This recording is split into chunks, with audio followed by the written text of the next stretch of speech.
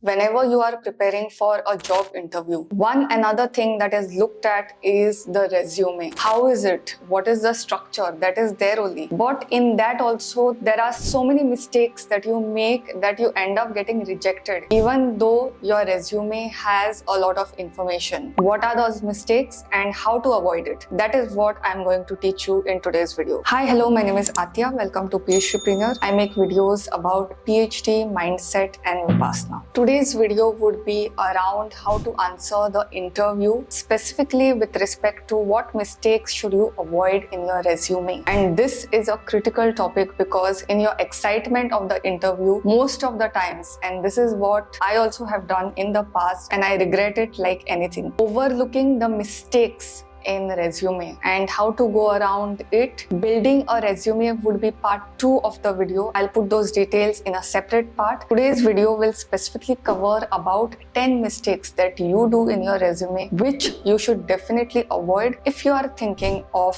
getting selected. So what are we waiting for? Without further ado, let's begin. The first thing that I want you to remember, and something that I wish I had remembered during my job interview, was that your resume should showcase how the other person will benefit from you rather than how you are going to benefit from the other person, from the company. So technically speaking, when you give an interview, it is the other person who needs you, who wants you for your achievements, for whatever skill sets you have. So I see a lot of resumes where you have just in the section where why do you want to do job at your company, you have put all the details about how you will benefit, how it will enhance your career. But how does it matter to the other person? They are looking for their needs. Whatever 10 points that I'm going to suggest next will be an add-on to this foundation, that how the other person or how other company will benefit. Resume objective is important. You are not looking for a switch in career. That means if you are applying for multiple job positions, then you have to write over there what is the job. But if you are somebody who has done an MBA in marketing, say suppose, it is but understood that your resume would be geared towards that. There is no need for a separate objective unless, of course, you are applying for multiple roles and positions. I remember once in my resume, I had written meditation, gardening as my hobbies, but they were not related at all to the job role that I was applying. Which brings me to the next point. You may have done a lot of volunteering, you may have a lot of hobbies, but unless there is a specific section in your resume, unless it is relevant to your job position, it is best to avoid it. In your work experience section, when you write about key roles, say suppose managing director, then I see a lot of people who just write the role, in which year they have done, what is the duration, that's it. But whoever reads your resume for the first time wants to know what all you have done over there as managing director, how you have taken the company to new heights. If say suppose you are applying for an assistant professor post, so basically it is a teaching post, right? So then your resume should be geared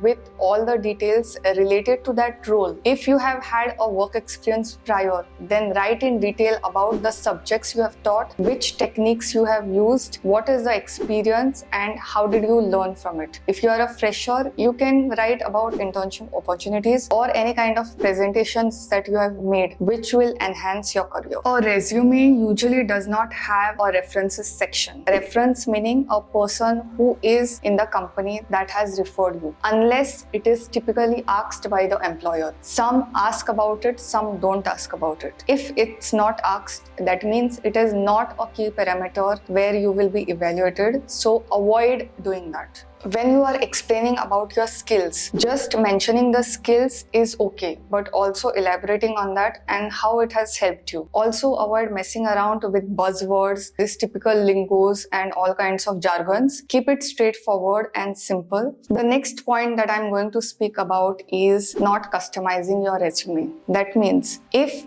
you are applying for a research scholar position, your resume should have the relevant details about how you are a good fit for a research scholar, for a research position. If you are applying for an assistant professor position, your resume should have everything about the technicalities of a teaching position. When I was applying for assistant professor jobs, I realized that I was speaking and including a lot of details about what projects I had done in masters, which may be important, but if you compare it to a teaching detail. If I've given any presentation, if I've volunteered anywhere with respect to speaking opportunities, that adds much more weight. Even if you have done research projects in a renowned institute, you can include that as a work experience.